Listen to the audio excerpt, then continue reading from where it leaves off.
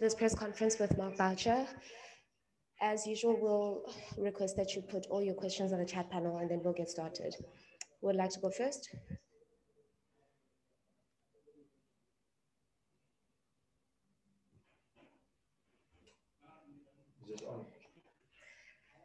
Firdaus? Oh. Thanks, Supervisor. Mark, hard luck. Mark, all things considered, given the resources and the side you had at your disposal, were you quite heartened by what you saw, and which signs did you see that are positive and which ones still need work?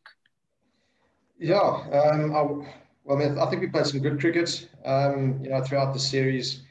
We had a very good meeting after our first game that we lost. I felt that we got ourselves into a strong position there, but unfortunately couldn't pull it off.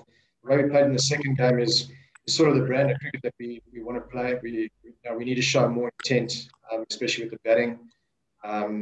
The way that we go about, especially playing spinners, needs to stay a little bit more busier and not be sort of reactive, be more proactive. I think the guys really showed that, and it does show a little bit of bravery to go out and play like that. I think today we sort of try to play like that. Maybe we should have been a little bit smarter at certain stages of the game. But we're going in that direction, and that's the way that we want to play. I think that's encouraging. Even though we got ourselves into a bit of trouble, we still managed to get out, I thought, a half decent total, although maybe 15, 20 runs shy. We're still in the game until the last couple of overs. So a lot of positives. A couple of youngsters coming through. Shamo really bowled well throughout the whole series, and he's fitting in nicely into his role as being our sort of trump card leg spinner. Reza played nicely as well throughout the series. David's knock towards the end there was great. Good to see him back in the run. So as a bowling unit, I thought we did really well. Batting, the times that we didn't perhaps do that well, but all in all, I think it was a good tour. Zahir? Hi, Mark. Zahir here. Just after the test, you said the big moments weren't played well. Will you say that a similar thing in the T20 series with just at crucial times, maybe just not the correct options or not just handling those big moments well that generally? Yeah, look, I think in the first game, the one nice thing about T20 cricket is that you can very much analyse every moment in the game. So I think in the T20, in the first T20, over 6 to 10 batting, we got 15 runs was a bit of an issue. I think we probably lost, well, not probably, we did lose the game in that small period. So yes, we could have done better there. The second game went according to plan, and then the last game now, if you look at it in the batting, losing 3 or 4 wickets in the space of 3 overs was always going to put us under pressure. So yes, that key moment, we didn't play particularly well. So yes, I suppose you could look back and say, the key moments have really cost us in this tour. But for me, as a coach, we have spoken about them, and we'll continue to try and get through to guys and get through the players that they need to improve, and let's try not to make the same mistakes again. And I think if we can do that, then we're going to be growing in the right direction. Telford, followed by Hussein. How's it, Mark? Bad luck with the results, but I think this team probably performed better than a lot of people were saying they would in this series, before it started. So, what does that do for you've got Pakistan coming now in a few weeks to South Africa? You must be looking forward to that hugely, based on what's happened in this series. I think the nice thing for me is that throughout the last couple of years, we're really getting a nice group of players together, and our depth is certainly getting where we want it to be. We're giving opportunities to guys, and we're seeing what sort of players we have in a quite a big pool. I think because of COVID reasons as well. I mean, we've had to use quite a big pool of players. So guys are getting opportunities. They are learning some tough lessons. I mean, you want to be winning, and unfortunately we didn't. But I think the lessons that the guys are learning stands us in good stead in the near future, hopefully. So yeah, I mean, I'm pretty happy with this group of players. I think I think the media were sort of writing the guys off a bit. I think they put up a good fight in this whole series. And yeah, for me, going into a T20 competition back home now, it's going to be good to see how these guys go, and hopefully they stand up and put some pressure on the squad. It's World Cup year as well. So these guys they all stand a chance of getting into that final squad as well, and hopefully they put the numbers on the board. Sorry guys, we've been told we've got 20 minutes until we have to leave the stadium, so we're going to only allow these last 2 questions, Hussein, and then we're going to wrap up with Ken. Hi, Mark. Just a couple of questions. What was the toughest part of this tour, and what were the best memories that you would take away from this tour? I think that's the tough part is always losing a series. So, you know, that is always, we come here to win, we come here to lose a series. So I think that's tough. And for me, just the way that we did play a couple of those big moments was a little bit disappointing. Sort of got ourselves into the game, and then we found stupid ways to get ourselves out of the game again. Yeah, so I think there's a lot of learnings that we can take from Pakistan. I mean, it's a fantastic place to play cricket. You know, you just see around the grounds, you have all the history around the grounds and some of the great talents that have come out of Pakistan. These conditions are foreign to us. We don't face a lot of reverse swing, especially in a test match environment. The spin is not as bad as what I think it is in India and Sri Lanka. It's not as much turn, but there's a definite technique that you still have to apply, especially when batting. Our bowling, I was really proud about the way that the guys went about the bowling. I think the bowling was probably a standout for me. So yeah, there's a lot of lessons that the guys would have learned from this particular tour, and it can only help them going back into South Africa and becoming better players. Ken. Thank you. Hi, Mark. There was a stat I saw that in the last few years, South Africa have conceded the second most runs in the last 4 overs in T20 cricket. Again, tonight we saw the death bowling being an issue. How much of a concern is that for you, and what's being done about it? Well, Ken, we're bowling a lot of Yorkers at training, so that's what's been done about it. We do understand. We also see the stats on TV. So yes, it is something that we continuously work at. I think it's quite difficult when there's quite a lot of dew around the ground. So, you know, it's difficult to judge guys on that all the time. I don't think their death bowling was particularly good in saying that as well. So we also scored quite a lot of runs at the death. So I think we've got to be fair there.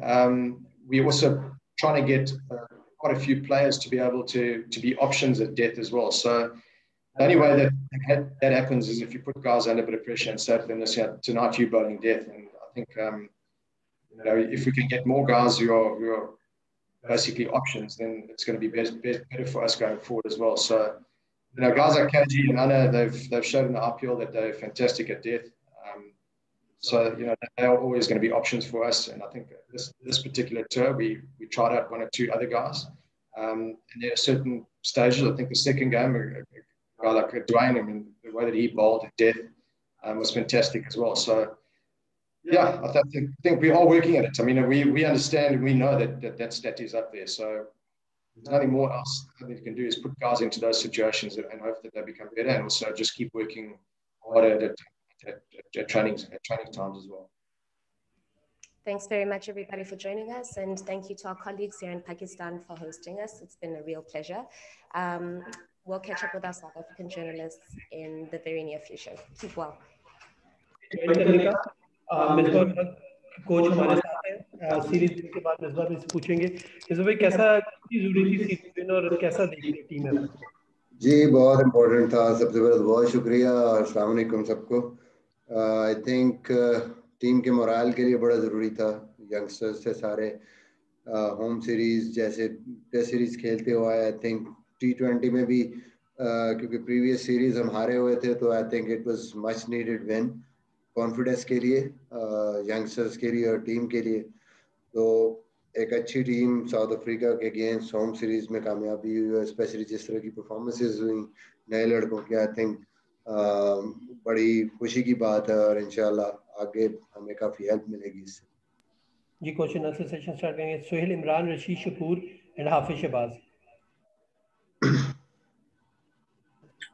Misbah भाई मैं आपसे पूछना चाहूंगा कि जिस तरह आपने test series भी जीती 2-0 से और T20 में 2-1 से कामयाबी मिली तो जो इनसिक्योरिटी हम लोग नहीं बल्कि पूरे सब लोग फील कर रहे थे कोचिंग स्टाफ को लेकर तो वो इनसिक्योरिटी जो आप लोगों के हवाले से थी वो अब खत्म हो जानी चाहिए। देखिए, मैं बार बार इस चीज़ को कहता आया हूँ कि मुझे कोई इनसिक्योरिटी नहीं भाई, ना ये चीज़ें हमारे कंट्रोल में है। ऑब्वियसली जो इम्पोर्टेंट चीज़ है वो हमारे लिए यही है कि जो भी मैच हम खेल रहे हैं या सीरीज खेल रहे हैं उस पर कॉन्सेंट्रेट करें और जितनी अपनी एफर्ट कर सकते हैं, हेल्प आउट कर सकते हैं लड़कों की, वो करें। जाहिर ना आपके रिजल्ट कंट्रोल में है और ना ये आपके कंट्रोल में है कि बोर्ड ने कब तक आपको रखना है या कब बोर्ड ने आपको नहीं रखना। तो इसके बारे में सोचने से और प्रेशर लेने का कोई फायदा नहीं। बहरहाल सबसे खुशी की बात ये है कि टीम का मोराल अच्छा हुआ है, बहुत अच्छी सीरीजें जीते हैं, स्पेशली टेस्ट सीरीज और फिर अब T20 सीरीज। आई थिंक एक यंग जो कैप्टन है, नया कैप्टन है, उसके लिए भी बड़ा इनकरेजिंग है, कॉन्फिडेंस लेवल उसका बेहतर हुआ। अस्सलाम वालेकुम मिसबा। जी वालेकुम अस्सलाम। सबसे पहले तो बहुत बहुत मुबारक आपको।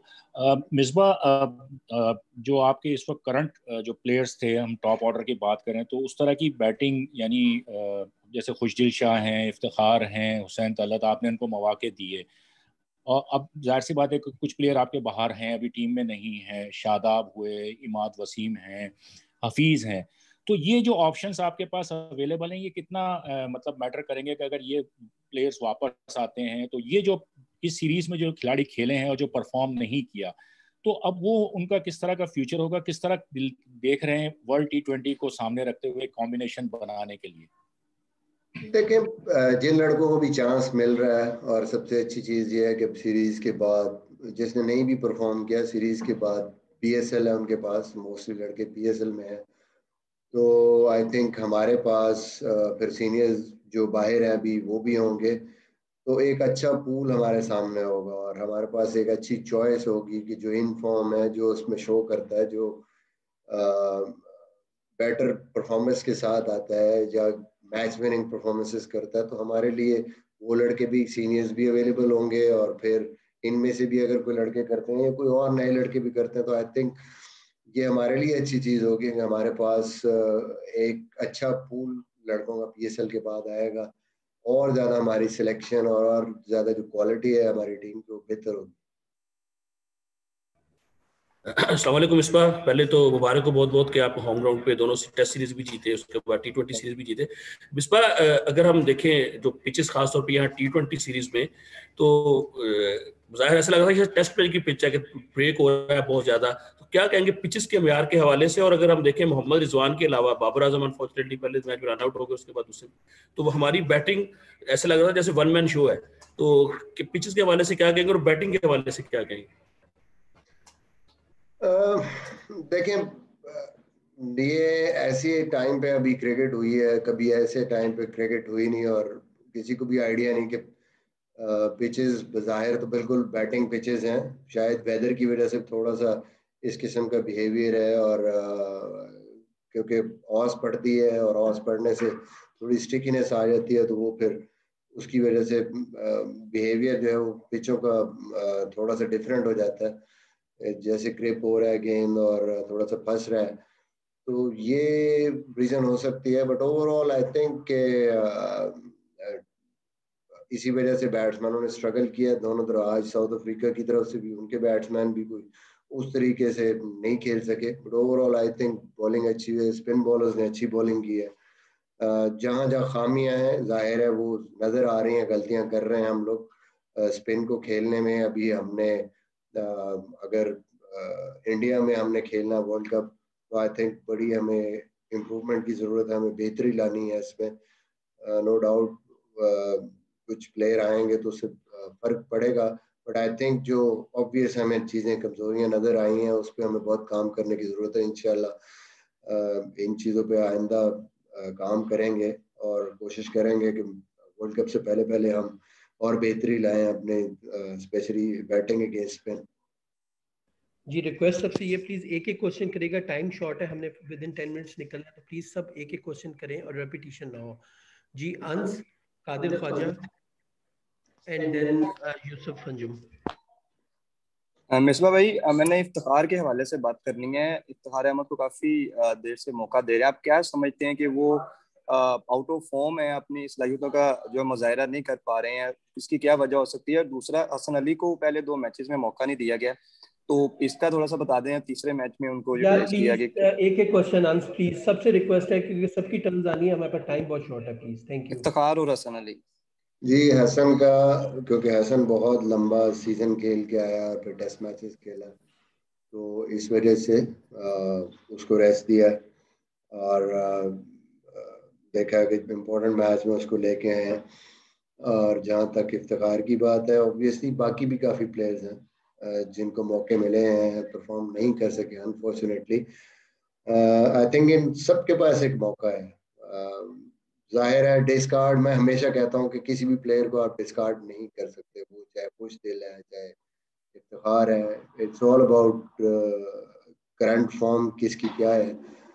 डेफिनेटली अभी PSL में खेलेंगे, देखेंगे उसके बाद कि क्या कॉम्बिनेशन बनता है, कौन आता है टीम में, कौन नहीं आता। इनके पास अभी स्टिल चांस है, जितने भी प्लेयर हैं जो नहीं परफॉर्म कर सके कि जाएं दोबारा से वहाँ पे परफॉर्म करें और देखें कौन जगह बनाता है और कौन नहीं। Obviously selection committee, chief selector देखेंगे कि हाँ जी किसकी फॉर्म कैसी और कौन किस तरीके से टीम में आ सकता है। आई थिंक ओवरऑल थोड़ा सा पिचेस भी जिस तरीके से खेली है उसकी वजह से भी बेरखा बैट्समैनों को डिफिकल्टी हुई। जी अस्सलाम वालेकुम ईश्वर भाई, सबसे पहले तो बहुत मुबारक हो जिस तरह की टेंस सिचुएशन से आपने लड़कों का मोराल बुलंद किया और अपना भी मोराल हाई किया, सीरीज जीती। आसिफ अली T10 में काफ़ी अरसे से मतलब देखा हमने, उस तरह परफॉर्मेंस नहीं थी उनकी, और जाहिद महमूद का एडिशन हुआ, बड़ी अच्छी परफॉर्मेंस थी। दोनों पर क्या कहते हैं? जी जाहिर है जी, हम आसिफ अभी वनडे टूर्नामेंट में अच्छा परफॉर्म किया उसने, T20 टूर्नामेंट में भी ठीक थी उसकी परफॉर्मेंस। और ऑब्वियसली आज देखा दो जो हमारे मिडिल ऑर्डर में बैट्समैन, उनसे रन नहीं हो रहे थे तो उसको लेके आए, नहीं हुई परफॉर्मेंस, बट जाहिर है एक मैच उसको मिला है, आगे देखेंगे। बार बार मैं यही कह रहा हूँ कि बाकी लड़के भी PSL खेल रहे हैं, उसके बाद देखेंगे कि कौन किधर स्टैंड करता है। जाहिद महमूद ऑब्वियसली स्पिन हो रहा था बॉल और यही जहन में था कि विकेट टेकिंग ऑप्शन को लेके आते हैं, खिलाते हैं, तो कोशिश करते हैं कि दोनों लेग स्पिनर से अगर हम विकेट लेके प्रेशर डाल सकते हैं। तो आई थिंक उसने बड़ा ज़बरदस्त डेब्यू बॉलिंग की और जो सोचा था उसी तरह ब्रेक थ्रूज रहे कि मेरे ख्याल में अर्ली ऑन काफ़ी डैमेज किया साउथ अफ्रीका की बैटिंग लाइन। तो बड़ी एक अच्छी खुशाइन खबर है पाकिस्तान के लिए। मिसबा, जिस तरह हमने देखा कि टॉस का किरदार बड़ा अहम रहा T20 सीरीज में, तो क्या फ्यूचर के लिए PCB को क्या तजावीज़ देंगे? तो कुछ लोगों का कहना है कि ये मैचेस अगर जल्दी शुरू किए जाते हैं तो ज़्यादा बेहतर था, क्योंकि जो टीम टॉस जीतती है उसी को ज़्यादा एडवांटेज मिल रहा था। मेरे ख्याल में थोड़ा बहुत आप कह सकते हैं एडवांटेज, बट मैं ये ज़रूर कहूँगा कि स्प्रे के बाद स्पिनर्स को इशू नहीं था, ग्रिप बॉल हो रहा था, कोई ऐसा मसला नहीं हुआ कि गेम स्लिप। थोड़ा स्लाइटली आप कह सकते हैं कि कंडीशन थोड़ी सी, पिच की कंडीशन थोड़ी बेहतर होती थी सेकंड इनिंग में, बट मैं फिर कहूँगा कि डिपेंड करता है, टॉस में थोड़ा बहुत एडवांटेज आपको मिलता है, लेकिन ओवरऑल इम्पोर्टेंट ये है कि आप कौन सी टीम अच्छा खेलती है।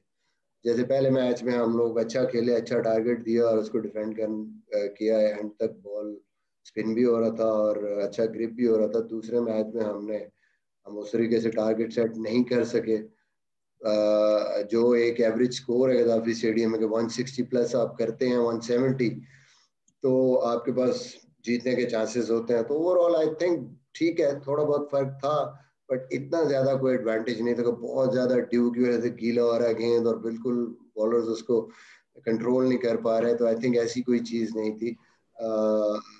जाहिर है ये बोर्ड बेहतर जानता है, बड़ी चीजें होती हैं टाइमिंग के मामले में कि कैसे उसको देखना है, कैसे रखना है, कौन सा टाइम रखना है, तो ये वो बेहतर समझते हैं कि कौन सा टाइम और किस टाइम पे मैचेस। जी प्लीज नेक्स्ट है Umar, then Aqeel and then बाकी please. Thank you Raza. Misbah भाई, ऑल्दो पाकिस्तान ये सीरीज जीता है, लेकिन हम ये सीरीज खत्म कर रहे हैं विद मोर क्वेश्चंस। अभी तक कुछ सेटलमेंट समझ नहीं आ रही कि पाकिस्तान 8 महीने बाकी है वर्ल्ड कप के लिए, वर्ल्ड T20 के लिए, लेकिन पाकिस्तान सेटल्ड नजर नहीं आया। ऑल्दो हम जीते जरूर हैं, लेकिन आपका मिडल ऑर्डर देखा फ्रजाइल है, ऊपर से टॉप ऑर्डर देखा, बाबर ने 2 मैचेस में नहीं किया, थर्ड में नंबर चेंज करना पड़ा, तो कुछ सेटल्ड नजर नहीं आ रहा। तो हमें देखते हुए लग रहा है सेटल्ड नहीं है। क्या आप खुद सेटल्ड हैं? आपको फील हो रहा है कि हम एक अच्छी डायरेक्शन की तरफ जा रहे हैं? देखें, अभी तो बहुत मैचेस हैं, हम अभी से क्यों फिक्र कर रहे हैं कि वर्ल्ड कप कल नहीं है, हमने अभी 20 मैच खेलने। ये तो अच्छी चीज़ है कि हम ऐसे जो जैसे आज का मैच हुआ, ऐसे टेस्टिंग मैच जब होते हैं तो आपकी टीम का टेम्परामेंट बनता है, फाइटिंग स्पिरिट बनती है, फिर आपके कुछ की प्लेयर्स भी नहीं है। और ये ऐसा फॉर्मेट है, ये क्रिकेट में ऐसा है कि एक भी प्लेयर आपका आगे पीछे हो तो उससे फ़र्क पड़ता है। तो आई थिंक जब वो आपके प्लेयर्स पूरी तरीके से आपको फुल स्ट्रेंथ अवेलेबल होती है तो बहुत फ़र्क पड़ता है। स्पेशली T20 में किसी एक बैट्समैन से या किसी एक आपके मेन प्लेयर से बड़ा फ़र्क पड़ता है। तो होपफुली शादाब नहीं है, इमाद नहीं है, हफीज़ नहीं है, तो और भी अभी हमारे पास ये PSL है, PSL में भी परफॉर्मर आएंगे।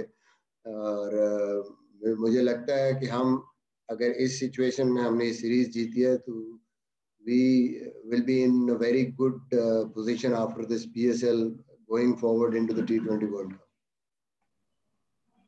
जी अकील भाई।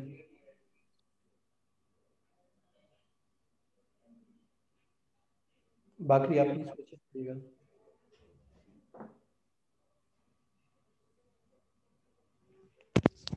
बाकी प्लीज क्वेश्चन करें। जी मिसबा, पहली बात तो ये, आप समझते हैं कि जिस तरह पाकिस्तान के बॉलर्स ने जबरदस्त बॉलिंग की आगाज में, लेकिन उसके बाद जिस तरह मिलर ने 164 तक हदफ 65 तक पहुंचाया, कितना आपके लिए हमने देख रहे थे कि टीवी पे आपको जब दिखाया तो काफी आप परेशान दिखाई दे रहे थे इतना स्कोर होने के बाद, और जिस तरह विकेटें गिरी हैं, तो क्या आप समझते हैं कितना मैच का टर्निंग पॉइंट क्या था कि आप समझते थे कि इतना स्कोर होने के बावजूद और बाबर आजम, रजवान के आउट होने के बाद मैच में पाकिस्तान आ जाएगा वापस? देखिए, थोड़ी सी डिसअपॉइंटमेंट होती है जब आप इतने प्लेयर आउट कर लेते हैं, तो उसके बाद आप सोचते हैं कि यार ठीक है, अराउंड 100, 110, 15, 20 तक आप एक टाइम पे लगता था कि 70 इवन अंडर 100 आप आउट कर लेंगे। बट क्वालिटी प्लेयर है मिलर, एक्सपीरियंस उसका T20 का, स्पिन को भी जिस तरीके से वो खेलता है, और all around the world specially IPL का इतना एक्सपीरियंस है और इंटरनेशनल क्रिकेट का इतना एक्सपीरियंस है। आपको एक आउटस्टैंडिंग इनिंग उसने खेली है, ये नहीं कि कोई बॉलिंग हमने उसको इस तरह की की है। आई थिंक उसने जिस किस्म के शॉट्स खेले हैं, अच्छी खासी टर्न हो रही थी बॉल, अच्छी बॉलिंग को उसने जिस तरीके से वो इनिंग बनाई है, I think full credit to him.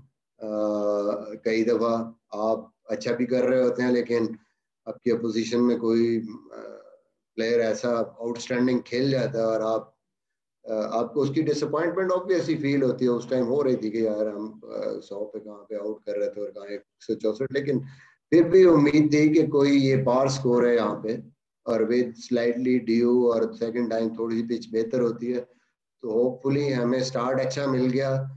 और अगर हम कहीं 12 ओवर्स 13 ओवर्स तक 100 तक जाते हैं और हमारे पास विकेटें हुई नीचे, हमारे पास काफ़ी अच्छी डेप्थ है हमारी बैटिंग में, तो पूरे ओवर अगर हमारे ऊपर के 8वें नंबर पे हसन था, ये खेल गया, तो होपफुली इंशाल्लाह ये चेज हो सकता है। तो आई थिंक वो स्टार्ट बड़ा इंपॉर्टेंट था, स्टार्ट अच्छा मिला है, उसके बाद जो है वो चीज़ें काफ़ी बेहतर हुई हैं। फिर बाबर की इनिंग बड़ी इंपॉर्टेंट थी, आई थिंक एंड पे हसन ने और नवाज ने बड़ा अच्छा फिनिश किया, उसको थोड़ा थोड़ा कंट्रीब्यूशन सबने किया। जी बाकी देन आमिर। मिसबा, आप पहली T20 सीरीज जीते हैं जब से आप टीम मैनेजमेंट को संभाल रहे हैं। हम अवे हार जाते हैं, हम होम जीत जाते हैं, तो यहाँ से आपने ऐसे मनफी पॉइंट क्या हासिल किए हैं जो कि आप अवे जाके उन पे काम करके बेहतर कर सकते हैं, जो आपको पिक्चर नजर आई हो होम पे खेल के? देखें, सीरीज जीतना हमारे लिए इम्पोर्टेंट था ऑब्वियसली। जो सबसे अहम चीज़ है कि इंग्लैंड सीरीज कई दफ़ा जो है ना वो जो रिजल्ट्स हैं, जो स्टैट्स हैं, वो आपको उस तरीके से पिक्चर नहीं दिखाते। इंग्लैंड सीरीज आई थिंक हम बहुत अच्छा खेले। पहला मैच बारिश की वजह से जो आगे पीछे हुआ, हम बड़ी अच्छी पोजीशन में थे। तो दूसरे मैच में भी हमने उसका अफसोस रहेगा कि 190 प्लस करके हम लोग वो मैच हारे, तीसरा मैच जीते।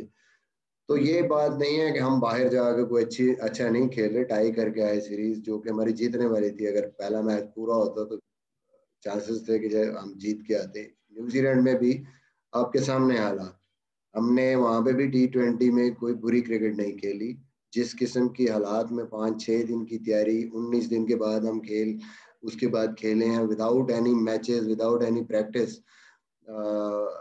और फिर भी कंपेटिटिव थे तीनों मैचेस में, और बड़ा कम मार्जिन से मैच हमारा, फाइनली एक मैच हमने जीता। तो ये बात नहीं है मेरे ख्याल में फहीम के आने से और फास्ट बॉलिंग में हमारी स्ट्रेंथ, जिस तरीके से सारे बॉलर हमारे कर रहे हैं, आई थिंक हम बाहर भी हमारी टीम की जो फोर्स है, हमारी जो टीम है वो बेहतर है। फिनिशिंग हम नहीं कर सके, but I think with experience, with more confidence, इंशाल्लाह ये टीम जिस तरीके से बैटिंग में परफॉर्मेंस बाहर देना शुरू हुई है, इंशाल्लाह उम्मीद है अच्छे रिजल्ट आएंगे।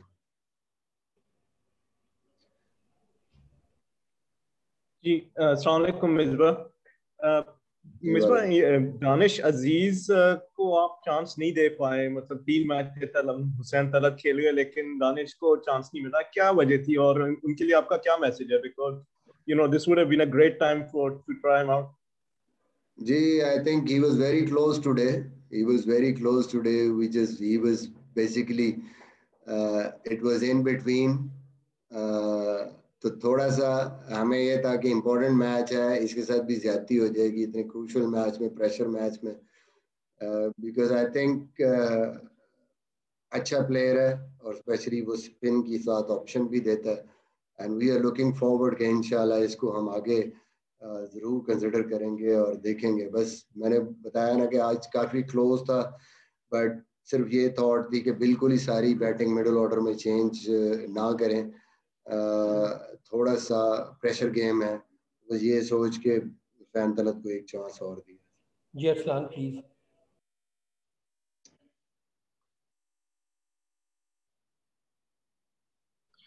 मिसबा भाई ये बताइएगा कि जो सिचुएशन में हमने दोनों मैचेस जीते हैं, क्या आप समझते हैं कि ये अलार्मिंग सिचुएशन नहीं है हमारे लिए, और आप इस सीरीज की जो आप कह रहे हैं कि लड़कों ने अच्छा परफॉर्म किया है, तो आप इस सारी परफॉर्मेंस से सेटिस्फाइड हैं? जी बिल्कुल, हम कौन सा यार कोई नंबर 12 से खेल रहे थे, हम साउथ अफ्रीका से खेल रहे थे।